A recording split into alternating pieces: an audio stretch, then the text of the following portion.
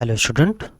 तो पिछले क्लास में हमने पढ़ा था कि रासायनिक अपक्रिया में कौन कौन से सिंबल या प्रतीक यूज किए जाते हैं। उसके बाद हम कुछ रासायनिक अपक्रिया पढ़े थे, जैसे संयोजन अपक्रिया थी।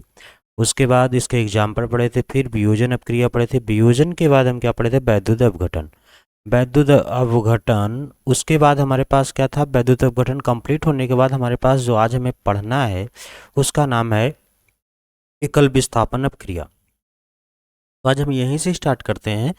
तो उम्मीद है कि इसके पहले जो भी हमने टॉपिक पढ़ा है वो टॉपिक सब लोगों को क्लियर हो चुका है। जब वो टॉपिक क्लियर है, क्योंकि अगर आप सीरियल से पढ़ेंगे तभी आपको इसका बेनिफिट हो पाएगा। तो अब हम स्टार्ट करते हैं एकल विस्थापन अपक्रिया। एकल विस्थापन अपक्रिया में ये कहा गया, एकल मीन्स क्या है? एक ही तो बताया गया कोई अपक्रिया जिसमें किसी यौगिक में उपस्थित परमाणु या अणु के दूसरे परमाणु या अणु द्वारा विस्थापित कर दिया जाता है, तो उसे क्या कहते हैं? एकल विस्थापन अपक्रिया का कहते हैं। मतलब कोई यौगिक है जो अपक्रिया है, अगर उसका कोई भी अणु या परमाणु क्या होता है, किसी दूसरे परमाणु द्वारा विस्थापित कर दिया जा रहा है, तो हमारा क्या कहलाएगा? वो कहलाएगा एकल विस्थापन अपक्रिया। तो जैसे इससे इस तरह से हम क्या करते हैं, इसको हम एक रिएक्शन के द्वारा समझते हैं। जैसे हमारे पास यफी क्या है? कॉपर। और इसको हम क्या करते हैं? Copper sulphate. कॉपर सल्फेट इसका फार्मूला क्या है? CuSO4। जब आयरन को हम क्या करते हैं? कॉपर सल्फेट के विलयन में रखते हैं, तो ये जो कॉपर है ये विस्थापित हो जाता है किसके द्वारा? आयरन के द्वारा। तो यहाँ पे क्या बन जाएगा? FeSO4 प्लस यहाँ पे क्या निकल जाएगा हमारे पास? कॉपर। तो कहने का मीन्स क्या है? जो FeSO4 है इसका नाम क्या होगा हमारे पास? Ferrous sulphate. देखिए ये क्या बहुत ही इंपॉर्टेंट है, इसका एक्सपेरिमेंट भी आता है। और ये हमारे पास क्या है? Copper sulphate. तो कॉपर सल्फेट से हम क्या बना लिए? Ferrous sulphate.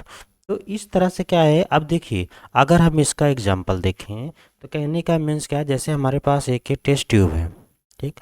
अब इसी टेस्ट ट्यूब में हम क्या कहें? एक्सपेरिमेंट आता है आपको करने के लिए, तो हम एक डायग्राम बना के इसको एक्सप्लेन कर दें। जैसे ये टेस्ट ट्यूब है, अब इसी टेस्ट ट्यूब में हम क्या किए हैं? कॉपर सल्फेट भर दिए हैं। सॉरी, कॉपर सल्फेट किस कलर में होता है? कॉपर सल्फेट ग्रीन कलर में होता है, या हाँ सॉरी, कॉपर सल्फेट नीला कलर में होता है। तो हम क्या कर रहे हैं? एक नीले कलर का ऐसे इसी कलर में होता है जिसका मैं डॉट डॉट कर रहा हूँ। इस डॉट डॉट कलर से हम क्या किए कि इसमें भर दिए। क्या भर दिए? ये बन गया हमारा कॉपर सल्फेट का जली विलयन। तो हम यहाँ पे क्या लिख दिए? इसको लिख दिए CuSO4। ये हो गया कॉपर सल्फेट। अब इसी कॉपर सल्फेट में हम क्या करते हैं? एक कील रख देते हैं। अच्छा, कील हमारे पास क्या है? वो किसका काम करेगा? कील काम करेगा एक आयरन की तरह, मीन्स Fe होता है ये। अब जैसे हम इसको क्या किए? इसमें भर दिए। तो पॉइंट ये है कि जब इसको हम पूरी तरह से यहाँ पे डाल दिए, अब देखिए ऊपर वाला पार्ट हमारा क्या हुआ? एकदम फ्री है, लेकिन नीचे वाला पार्ट क्या हुआ? पूरा एकदम मिक्स है इसमें। तो ये क्या करेगा? कॉपर सल्फेट क्या करेगा? ये क्या है हमारे पास? आयरन है। तो अब ये जो Fe है, Fe क्या करेगा? कॉपर सल्फेट से रिएक्शन करेगा। अब जब रिएक्शन करेगा तो हम देखते हैं पहले तो एकदम नॉर्मल होता है, लेकिन धीरे धीरे जब ये देखा जाता है कि जो कॉपर सल्फेट है इसी के ऊपर क्या होती है? एक कवरिंग होने लगती है। मतलब उसके ऊपर क्या हो रहा है? कॉपर की परत जम रही है। जैसे नीला रंग था, धीरे धीरे इसका रंग किसमें? हरे कलर में चेंज हो रहा है। तो इसके ऊपर क्या होती है? एक कवरिंग चेंज हो जाती है, जो कैसे होती है भूरे कलर की थोड़ा होती है, हल्के लाल या भूरे रंग की होती है। यहाँ पे जितना मतलब नीचे है, ये यहाँ पे क्या हो गई? एक हल्की हल्की कवरिंग चढ़ने लगी, जैसे इसे ला के सब ऐसे क्या हो जाए? चिपकने लगे। तो ये क्या इंडिकेट करता है कि जो हमारे पास देखिए, जो नीला कलर था कॉपर सल्फेट था, जो आयरन तो हमारा क्या है? Red colour. आयरन मतलब लोहे के जैसे कलर होता है, उसको जो हम डाल दिए तो यहाँ भूरे कलर का जो सिंबल बन रहा है, तो ये इंडिकेट करता है कि ये क्या बना रहा है? कॉपर Fe+SO4 से क्या बन जाएगा हमारे पास? ये यहाँ पर बना रहा है FeSO4, और कॉपर क्या हो रहा है? मुक्त हो रहा है। तो इस तरह से प्रूफ हो जाता है कि हमारे पास क्या है? जब हम आयरन की अपक्रिया कॉपर सल्फेट से करते हैं तो उसमें क्या होता है? फेरस सल्फेट का निर्माण होता है। अच्छा, ये विस्थापित क्यों करता है? विस्थापित इसलिए करता है क्योंकि जो हमारे पास कॉपर है वो कम क्रियाशील है, और जो हमारे पास आयरन है वो क्या है? अधिक क्रियाशील है। अधिक मतलब मैक्सिमम, कॉपर मतलब क्या है? मिनिमम। अच्छा, जो ज़्यादा ताकतवर रहेगा वो क्या करेगा? निम्न वाले इसको रिप्लेसमेंट कर देगा, हटा देगा। तो इसलिए ये रिएक्शन क्या हो जाता है? हो जाता है। तो उम्मीद है समझ में आया। अब नेक्स्ट टॉपिक पे आते हैं, उभय विस्थापन अपक्रिया। उभय विस्थापन अपक्रिया में ये कह रहा है कि देखिए एक ही अपक्रिया, इसके कई रिएक्शन हैं। जैसे एक रिएक्शन हमारे पास ये भी है, जेडेएन प्लस CuSO4। अब इसका भी पता है आपको क्या हो जाएगा, तो ये हो जाएगा JDnSO4 प्लस Cu। तो इस यहाँ पे JDN क्या है, ज़्यादा पावरफुल है किससे, Cu से, इसीलिए क्या कर दे रहा है, विस्थापन कर दे रहा है। अब हम देखते हैं नेक्स्ट, तो नेक्स्ट हमारे पास क्या आता है, उभय विस्थापन अपक्रिया। उभय विस्थापन अपक्रिया में ये कहा गया कि वह अपक्रिया जिसमें दो या दो से अधिक आयन का आदान प्रदान हो, मतलब दो या दो से अधिक आयन का आदान प्रदान हो तो उसे हम क्या कहते हैं, तथा दो नए यौगिक बनते हैं तो उसे हम क्या कहते हैं, विस्थापन अपक्रिया। विस्थापन अपक्रिया में जैसे इसको सिंबल के द्वारा रिप्रेजेंट, जैसे यक्स है या वाई है, एक अलग कोई यौगिक है, फिर यहीं पे क्या है, ए और बी है। जब इसकी हम अपक्रिया कर रहे हैं तो क्या बन रहा है, यक्स बी बन रहा है, और क्या बना, प्लस ए वाई बन रहा है। अच्छा, इसका बनने का सिस्टम क्या, देखो जो भी यौगिक होते हैं उसमें एक पॉजिटिव होता है एक निगेटिव, ये पॉजिटिव ये निगेटिव, ये पॉजिटिव और ये निगेटिव। तो हमने ये बताया है कि पॉजिटिव किससे मिलता है, पॉजिटिव से, और पॉजिटिव निगेटिव से, निगेटिव पॉजिटिव से। तो यहाँ का पॉजिटिव किससे मिलेगा, इस निगेटिव से, और ये पॉजिटिव किससे मिलेगा, इस निगेटिव से। तो इसीलिए यहाँ पे देखिए क्या बना, एक्स बी, और ये क्या बना, ये वाई, क्योंकि पॉजिटिव पॉजिटिव और पॉजिटिव निगेटिव से और निगेटिव पॉजिटिव से जुड़ता है। तो इसके लिए हमारे पास ऐसे कुछ, अगर हम अपक्रिया की बात करें तो हम इसको एक समीकरण के द्वारा समझा देते हैं। देखो जैसे इसमें समीकरण में ये कहा गया, जैसे मान लीजिए हम क्या लेते हैं, NaCl। NaCl क्या है, एक यौगिक है। अब NaCl की जो अपक्रिया हम करा रहे हैं, किससे करा रहे हैं, AgNO3 से, मतलब सिल्वर नाइट्रेट से। अब सिल्वर नाइट्रेट से जब हम कर दिए तो ये हमारे पास क्या होगा, देखिए एक पॉजिटिव होगा और एक निगेटिव होगा, तो Na पॉजिटिव है और Cl निगेटिव है, Ag पॉजिटिव है और NO3 क्या है, निगेटिव है। तो जो आगे हमारे पास होगा क्या होगा, पॉजिटिव निगेटिव से मिलेगा, किससे, NaNO3 से मिल जाएगा, और Ag किससे मिल जाएगा, Cl से। तो हमारे पास जब क्रिया होगी उसमें क्या बनेगा, NaNO3 प्लस AgCl। और जो NaNO3 है ये आपके पास क्या है, सोडियम नाइट्रेट है, और AgCl है। तो आपको पता है कि AgCl का क्या बनता है, नीचे एरो लगा है, इसका मतलब क्या होगा कि AgCl का क्या बनेगा, अवक्षेप बनेगा। क्या बनेगा, अवक्षेप बनेगा। तो ये क्लियर है, ये समझ में। अच्छा, दूसरा रिएक्शन जैसे अगर हम दें आपको करने के लिए, तो दूसरे रिएक्शन देखो सभी ऐसे ही हो जाएंगे। तो जैसे हमारे पास है BaCl2, beryllium chloride plus Na2SO4, मतलब सोडियम सल्फेट। जब इसकी अपक्रिया होगी तो क्या हो जाएगा, ये पॉजिटिव ये निगेटिव, ये पॉजिटिव और ये निगेटिव। तो ये आपस में क्या करेंगे, ज्वाइन हो जाएंगे। ज्वाइन हो जाएंगे तो क्या बन जाएगा हमारे पास, BaSO4 plus 2NaCl, beryllium sulphate. इसी तरह से ये किसका है, ये हमारे पास है डबल डिस्प्लेसमेंट, मतलब दोहरी विस्थापन का। जैसे एक मैं लिख दे रहा हूँ, इसको आपको सॉल्व करना है, FeS प्लस S2SO4 एरो। अब आपको इसको क्या करना है, सॉल्व करना है। सॉल्व कैसे करोगे, प्लस और माइनस करके, ठीक। इसके बाद जब ये पॉइंट समझ में आया तो हमारे पास जो नेक्स्ट पॉइंट है, जो छठवें नंबर की अपक्रिया है, ये हमारे पास क्या हो, क्षेपण अपक्रिया, यानी कि वह अपक्रिया जिसका प्रतिफल, प्रतिफल मतलब जो प्रोडक्ट होता है ठोस के रूप में विलयन से पृथक हो जाता है, तो उसी को हम क्या कहते हैं, अवक्षेप। अवक्षेप के लिए अभी जैसे हमने एक रिएक्शन पढ़ा था, NaCl प्लस AgNO3, तो इसमें हमें क्या मिला था, AgCl। ये आपको पता है AgCl कैसे आया, प्लस NaNO3। तो यहीं पे AgCl के नीचे क्या होता है, एरो। एरो नीचे होने का मतलब क्या है, उसका सर नीचे होने का मतलब सिल्वर क्लोराइड का क्या हुआ, अवक्षेप प्राप्त हुआ। अच्छा, AgCl का क्या नाम है, सिल्वर क्लोराइड। तो उम्मीद है ये समझ में आया। अब अवक्षेप के बाद जब यह अवक्षेप हमारा कंप्लीट हुआ तो एक नई अपक्रिया आती है, जिस अपक्रिया का नाम है उदासीनीकरण। उदासीनीकरण कहने का मतलब जहाँ पे अम्ल और क्षार, मतलब एसिड और बेस, यहाँ पे भस्म लिखा हुआ है तो इसे हम क्षार भी कह सकते हैं, जिसे इंग्लिश में क्या बोलते हैं, बेस। तो जब अम्ल और क्षार मिलकर क्या बनते हैं, साल्ट का निर्माण करते हैं, साल्ट और वाटर का निर्माण करते हैं, तो उसी को हम क्या कहते हैं, उदासीनीकरण या न्यूट्रलाइजेशन।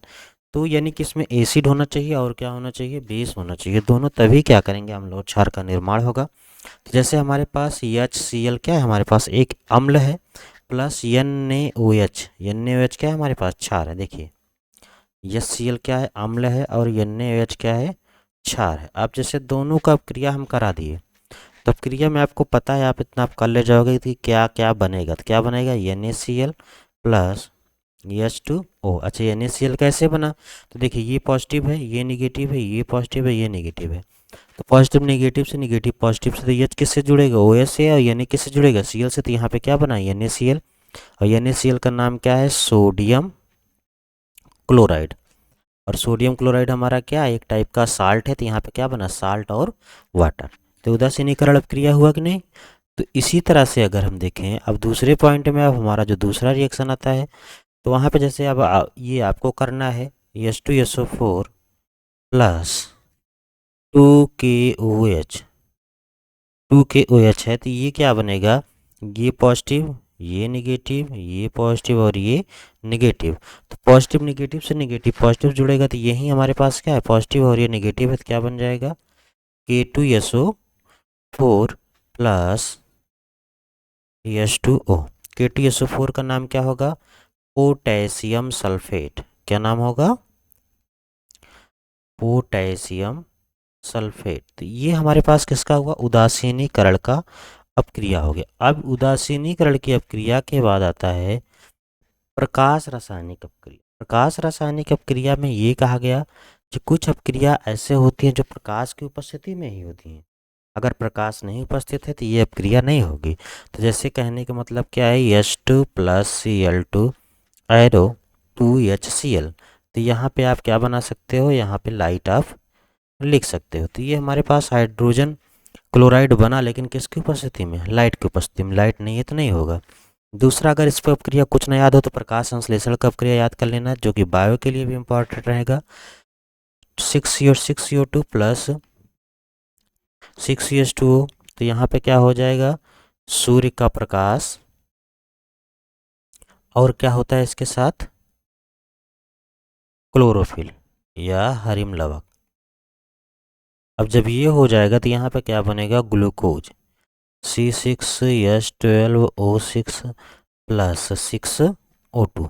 तो ये भी किसकी उपस्थिति में होगा, प्रकाश की उपस्थिति में। तो इसलिए इसे हम क्या कहते हैं, प्रकाशीय अपक्रिया या प्रकाश रासायनिक अपक्रिया।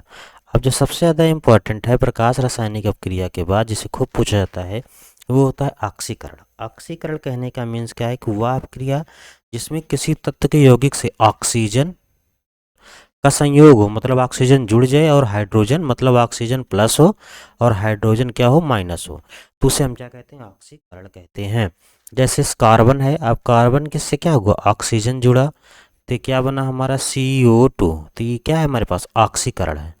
क्यों ऑक्सीकरण है, क्योंकि यहाँ पे क्या बना, का ऑक्सीजन जुड़ रहा है। क्लियर इतना। जहाँ पे ऑक्सीजन जुड़े और हाइड्रोजन निकले, उसी को हम क्या कहते हैं, ऑक्सीकरण। इसी के अपोजिट, इसी का उल्टा होता है हमारे पास, क्या होता है, ऑक्सीकरण का अवकरण। अवकरण इसका क्या है, उल्टा है। अवकरण को हम कहते हैं रिडक्शन। इसमें कहने का मीन्स ये है कि वह अपक्रिया जिसमें किसी तत्व के यौगिक से हाइड्रोजन जुड़े, मतलब यहाँ पे क्या, हाइड्रोजन जुड़े और ऑक्सीजन निकले, तो उसे हम क्या कहते हैं, ऑक्सीकरण। जैसे 2H2 प्लस O2। तो ये हमारे पास क्या बना, 2H2O। तो यहाँ पे हाइड्रोजन जुड़ा। दूसरी अपक्रिया में हम देखते हैं, जैसे हमारे पास क्या हुआ, H2, ये तो हाइड्रोजन है, ये Cl। अब यहाँ पे क्या बना, 2HCl।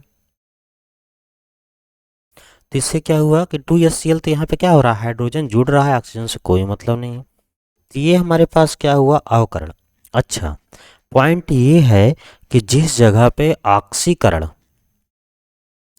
मतलब ऑक्सीडेशन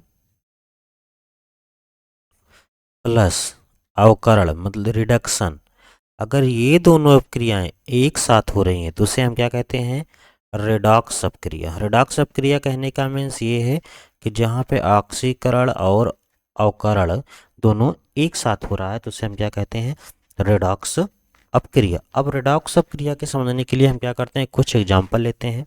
जो जैसे हमारे पास क्यूप्रिक ऑक्साइड CuO। अब इसके साथ हमने क्या किया, हाइड्रोजन को जोड़ दिया, हाइड्रोजन से रिएक्ट किया तो यहाँ पे क्या हुआ, कॉपर बना, प्लस यहाँ पे क्या बन गया, H2O बन गया। अब इसमें पूछा जाएगा आखिर क्या हुआ, तो देखो तो यहाँ पे इसके अकॉर्डिंग हम देखें CuO के अकॉर्डिंग, तो यहाँ पे ऑक्सीजन जुड़ा हुआ है, ऑक्सीजन जुड़ा हुआ है तो इसलिए हम इसे क्या कह सकते हैं कि इसका क्या हुआ, अवकरण हुआ। अवकरण क्यों हुआ, क्योंकि यहाँ पे ऑक्सीजन जुड़ा हुआ है लेकिन यहाँ पे ऑक्सीजन एब्सेंट है, मतलब ऑक्सीजन निकल गया। जब ऑक्सीजन निकल गया तो उसका क्या हो जाएगा, अवकरण। जिसके साथ क्या हो जाएगा, ऑक्सीजन जुड़ जाएगा, उसका क्या हो जाएगा, ऑक्सीकरण। तो यहाँ पे देखिए हाइड्रोजन के साथ क्या हुआ, ऑक्सीजन जुड़ गया तो इसका क्या हो जाएगा, ऑक्सीकरण। क्यों, क्योंकि यहाँ पे ऑक्सीजन जुड़ गया और यहाँ से ऑक्सीजन क्या हुआ, निकल गया, तो इसलिए ये हमारा है अवकरण और ये हमारा क्या है, ऑक्सीकरण है। इसी तरह एक और अपक्रिया को समझते हैं। देखिए जैसे हमारे पास है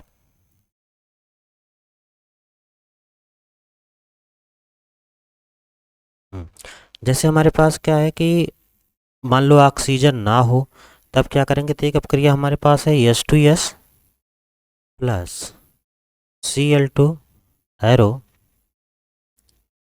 2HCl प्लस सल्फर। अब देखिए इसको समझिए, यहाँ पे क्या, यहाँ पे हाइड्रोजन है, ये H2S कंबाइंड है। अब H2S कंबाइंड है लेकिन यस के साथ यस क्या हुआ, यहाँ पे ये हाइड्रोजन से मुक्त हो गया। अच्छा, हाइड्रोजन ऑक्सीजन का जुड़ना और हाइड्रोजन का निकलना, मतलब O पॉजिटिव हो, मतलब O ऑक्सीजन जुड़े और हाइड्रोजन निकले तो ये हमारा क्या होगा, ऑक्सीकरण। तो यहाँ पे क्या हुआ, हाइड्रोजन निकल रहा है इस अपक्रिया में, तो हाइड्रोजन निकल रहा है तो ये हमारा क्या है, ऑक्सीकरण है, क्योंकि यहाँ से हाइड्रोजन निकल गया। क्लियर है। अब दूसरा हमारे पास है Cl2 प्लस 2HCl। तो यहाँ पे क्या हो रहा है, यहाँ पे हाइड्रोजन निकल गया लेकिन यहाँ पे क्या हुआ, हाइड्रोजन जुड़ गया, और हाइड्रोजन जुड़ गया तो इसलिए ये हमारे पास क्या है, अवकरण है। क्लियर है। अवकरण में क्या होता है, ऑक्सीजन निकलता है और हाइड्रोजन जुड़ता है, और ऑक्सीकरण में क्या होता है, ऑक्सीजन जुड़ता है और हाइड्रोजन निकलता है, और दोनों अभिक्रियाएं जब एक साथ होती हैं तो वो हमारे पास क्या कहलाता है, सॉरी, रेडॉक्स अपक्रिया कहलाता है। रेडॉक्स मतलब जहाँ ऑक्सीकरण और अवकरण दोनों एक साथ होते हैं तो उसे हम क्या बोलते हैं, रेडॉक्स अपक्रिया। क्लियर है पॉइंट। अब इसके साथ देखिए देखिए जो कहने का मीन्स क्या है, ये तो हमारे पास हो गया लेकिन इनका यूज कहाँ पे है, सबसे बड़ी बात है यूज कहाँ पे है। तो यूज के लिए बताया गया कि बहुत जगह यूज है। पहला तो यूज यही है कि ये भोजन के पाचन में हेल्पफुल होते हैं। जो हम लोग भोजन करते हैं, भोजन के पाचन में हेल्पफुल करते हैं। भोजन के पाचन होने का मतलब जो हम कार्बोहाइड्रेट लेते हैं तो हमारी बॉडी में ग्लूकोज में मिक्स होता है, ग्लूकोज में कन्वर्ट होता है, तो वही ग्लूकोज क्या होता है, ऑक्सीजन के साथ कंबाइंड होकर क्या करता है, ऑक्सीजन से कंबाइंड हुआ, इसका मतलब क्या हुआ, हमारे ग्लूकोज का ऑक्सीकरण हुआ, और वो क्या करता है, कार्बन डाइऑक्साइड और वाटर तथा ऊर्जा का निर्माण करता है। कहने का मीन्स क्या है कि जो हमारे पास श्वसन होता है ये क्या है, इसका यूज ही है। और श्वसन में हम क्या करते हैं सबको पता है, तो इसका फार्मूला श्वसन की अपक्रिया क्या है, C6H12O6 प्लस, अब यही हमारे पास क्या है, ग्लूकोज है जो हमारी बॉडी में क्या है, स्टोर है भोजन के रूप में, और यहीं पे क्या हो जाता है, इसका ऑक्सीकरण हो जाता है, मतलब ऑक्सीजन के साथ ये रिएक्ट किया, और जैसे रिएक्ट करेगा तो क्या बनेगा, 6CO2 प्लस 6H2O प्लस ऊर्जा। अब ये ऊर्जा हमें मिल रही है, तो इसका पहला यूज तो ये है। दूसरे यूज की बात करें तो जो भोजन होता है, भोजन में जो गंध आने लगती है वो भी क्या होता है, ऑक्सीकरण के कारण ही होता है। अगर ये ऑक्सीकरण ना हो तो भोजन में दुर्गंध ना आए। अच्छा, दुर्गंधित होने का मीन्स क्या है कि जो भी भोजन होते हैं ये सब क्या करते हैं, जब ऑक्सीजन से रिएक्शन करते हैं तो उसी रिएक्शन में क्या होते हैं कि टूटने लगते हैं, और जब ऑक्सीकृत होने लगते हैं, टूटने लगते हैं, तो उसी से क्या होती है, गंध आने लगती है। जैसे हमारे पास मोस्टली जो तेल और वसा के जो प्रोडक्ट होते हैं उससे ज़्यादा, इससे वसा एवं तेल के जो प्रोडक्ट होते हैं उससे ज़्यादा। क्यों, अच्छा, जो भोजन हमारे पास होते हैं इसको रोकने के लिए जो वसा और तेल के प्रोडक्ट होते हैं उनमें हम क्या करते हैं, एक हमारे पास होता है एंटीऑक्सीडेंट होता है, मतलब जो इसको ऑक्सीकरण को रोकता है, वो हमारे पास होता है सिट्रिक एसिड और होता है लेसिथिन। क्या नाम है उसका? सिट्रिक अम्ल। और दूसरा क्या है हमारे पास? लेसिथिन। ये क्या करता है? इनके ऑक्सीकरण को रोकता है। ऑक्सीकरण को रोक देगा तो जिससे क्या हो जाएगा कि भोजन हमारा लॉन्ग टाइम तक खराब नहीं होगा। दूसरा, रेफ्रिजरेटर में क्या होता है? टेम्परेचर कम होता है, जिससे क्या होता है? इनका ऑक्सीकरण कम हो जाता है। दूसरा, हम जो डिब्बे में कुछ कोई फूड का मटेरियल रखते हैं तो वो डिब्बा भी क्या करता है? वो एक मतलब बंद रहता है, जिससे क्या होता है? ऑक्सीजन के कांटेक्ट में कम आते हैं, इसलिए क्या होता है? उसका ऑक्सीकरण नहीं होता है। तो आज के टॉपिक में हमने जो भी टॉपिक पढ़ा, तो आज के अकॉर्डिंग ये कंप्लीट हुआ। अब नेक्स्ट डे हमें जो पढ़ना है, नेक्स्ट डे में पढ़ना है दहन और जलन क्या होता है, या दहन और ज्वाला क्या होता है। उसके बाद क्या हो जाएगा? ये चैप्टर हमारा कंप्लीट हो जाएगा। तो उम्मीद है कि ये टॉपिक आपको समझ में आया होगा। Okay, thank you.